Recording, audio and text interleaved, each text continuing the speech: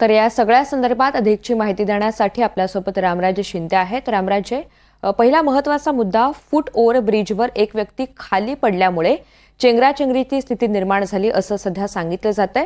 त्यामुळे आता या प्रकरणाची चौकशी नेमकी कशा पद्धतीने केली जाईल आणि दुसरा महत्त्वाचा मुद्दा, जखमींची स्थिती नेमकी सध्या कशी आहे?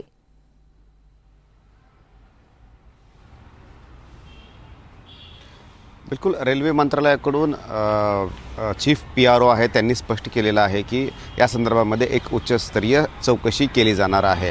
त्यामध्ये कोण सदस्य असतील ते अद्याप निश्चित नाही आहे, परंतु या संपूर्ण घटना कशी घडली, रेल्वे उशिरा आल्या होत्या का? कारण जे प्रत्यक्षदर्शी होते त्यांचं म्हणणं होतं की रेल्वे जी आहे ती उशिरा आली आणि त्यामुळे बराच वेळ लोकांना वाट पाहावी लागली आणि तिथे थांबण्यासाठी जागा नव्हती। त्यामुळे जे महिला आणि मुलं आले होते ते जो फुटओव्हर ब्रिज आहे त्या ब्रिजच्या तिथे पायऱ्यावर बसले होते आणि त्यामुळं काय झालं की जेव्हा 15 नंबरची ट्रेन 15 नंबर प्लॅटफॉर्मवर जेव्हा ट्रेन आली जी की जम्मूकडे जाणार होती, तर त्यावेळेस ही ट्रेन आल्यानंतर जेव्हा अनाऊन्समेंट झाली तेव्हा सर्व प्रवासी जे आहे ते 14 नंबर प्लॅटफॉर्मवरून 15 नंबरकडे पळाले आणि त्याच वेळेस ही चेंगराचेंगरी झाली। कारण त्या फुटओव्हर ब्रिजवर त्या पायऱ्यावर अनेक मुलं आणि महिला बसल्या होत्या आणि तेव्हा ही घटना घडल्याची आपल्याला माहिती समोर आलेली आहे। यामध्ये जे मृत झाले त्यामध्ये सर्वाधिक महिला आहेत, लहान मुलं आहेत आणि आणखीन अनेक जण जे आहेत त्या घटनेमध्ये जखमी असल्याची माहिती मिळते। त्याचबरोबर नजीकचे जे रुग्णालय आहे तिथे सर्वांवर उपचार चालू आहे, परंतु आत्ता सध्या 18 ते 20 जण दगावल्याची माहिती मिळते। या संदर्भामध्ये पंतप्रधान नरेंद्र मोदी, रेल्वे मंत्री अश्विनी वैष्णव, त्याचबरोबर दिल्लीचे उपराज्यपाल यांनीसुद्धा ट्विट केलेलं आहे, सहवेदना दाखवलेल्या आहेत आणि त्याचबरोबर कालपासून तिथले पोलीस यंत्रणा आणि त्याचबरोबर अग्निशमन दल जे आहे ते कारण नंतर ज्या ट्रेन येणार आहेत, रेल्वे येणार आहेत त्यावर इफेक्ट पडू नये यासाठी काळजी घेत आहेत, परंतु अनेक प्रश्न जे आहेत ते अनुत्तरित आहेत। पहिला मुद्दा म्हणजेच की दोन जवळच्या प्लॅटफॉर्मवर रेल्वे आणण्याचं कारण काय? कारण दोन्ही प्रयागराजला जाणार होत्या, तर मग दोन एकाच वेळी रेल्वे आणण्याचं कारण काय?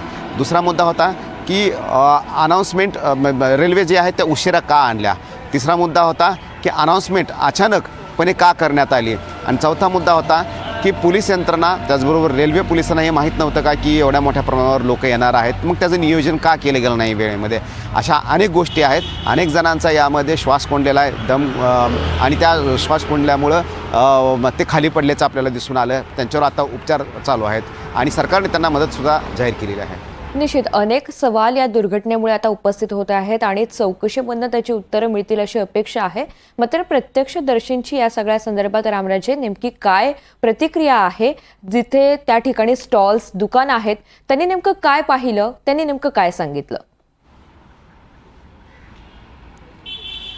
जे स्टॉल आहेत की जे पाणी किंवा इतर छोट्या गोष्टी, चहा वगैरे देतात, तर त्या स्टॉलवाल्यांचं म्हणणं हे होतं की अनेक वर्षापासून एवढ्या मोठ्या प्रमाणावर गर्दी आम्ही पाहिली नाही असं त्यांचं म्हणणं होतं। कारण मध्यंतरीसुद्धा अनेक सण येऊन गेले, परंतु एवढ्या मोठ्या प्रमाणावर गर्दी इथे जमलेली आपल्याला दिसली नाही आहे। कारण गेल्या काही दिवसापासून जे आता शेवटचे 1-2 आठवडे उरलेले आहेत आणि त्यामुळं या विकेंडला लोकांची जाणाऱ्यांची गर्दी जी आहे ती मोठ्या प्रमाणावर होती आणि म्हणून सर्वजण एकत्र आले होते आणि त्याचबरोबर 2 रेल्वे ज्या आहेत त्या प्रयागराजसाठी सोडण्यात आल्या होत्या, स्पेशल ट्रेन होत्या आणि त्यामुळं लोकांची गर्दी जी आहे ती मोठ्या प्रमाणावर दिसून आलेली आहे। आणि त्याचबरोबर शनिवार होता, रविवार होता आणि त्यामुळं दर्शन घेऊन परत यावं अशा प्रकारची भावना जी होती ती श्रद्धाळूंच्या मनामध्ये होती आणि म्हणून केवळ दिल्लीमधलेच इथं लोक नव्हते, तर हरियाणा आणि आसपासचे जे राज्य आहेत, त्याचबरोबर उत्तर प्रदेश या राज्यातली सुद्धा अनेक लोक जे आहेत ते ही रेल्वे पकडण्यासाठी आली होती। कारण मधला जो स्टॉप आहे जिथून रेल्वे सुटते तिथे दिल्लीचे, तर तिथे जर सीट मिळाली तर मात्र प्रयागराजपर्यंत जाता येईल, परंतु मधल्या कोणत्याही स्टॉपवर जर सीट पकडली असती तर रेल्वेमध्ये आतमध्ये प्रवेश करतासुद्धा आला नसता, एवढी मोठ्या प्रमाणावर गर्दी होती। म्हणून जिथून ही रेल्वे सुटणार आहे त्या स्टेशनवरच जाऊन सीट पकडावी अशा प्रकारे सुद्धा काही प्रवाशांचं म्हणणं होतं आणि म्हणून तिथे मोठ्या प्रमाणावर गर्दी झाली होती। परंतु पोलीस बंदोबस्त होता तो कमी होता। दुसरं म्हणजे की लगेच चेकिंगचं जे प्रमाण होतं ते सुद्धा लगेच चेकिंग करण्यात आलं नव्हतं आणि तिसरा महत्त्वाचा मुद्दा म्हणजेच की जे तिकीट वाटप केलं जात होतं, मग ते प्लॅटफॉर्म तिकीट आहे आणि त्याचबरोबर प्रयागराजचे तिकीट आहेत, दोन्ही तिकीटच्या तिथे गर्दी होती अचानकपणे। आणि जेव्हा अनाऊन्समेंट झाली की 15 नंबरवर ट्रेन आलेली आहे तेव्हा मात्र अचानकपणे धावपळ झाली आणि जे तिकिटीच्या रांगेमध्ये होते ते थेट आतमध्ये प्लॅटफॉर्मवर घुसले आणि धावपळ सुरू झाली आणि तेव्हाच ही चेंगराचेंगरी झाल्याची माहिती मिळते. इथल्या प्रत्यक्षदर्शीने असं सांगितलेलं आहे. निश्चित. धन्यवाद सविस्तर माहितीसाठी.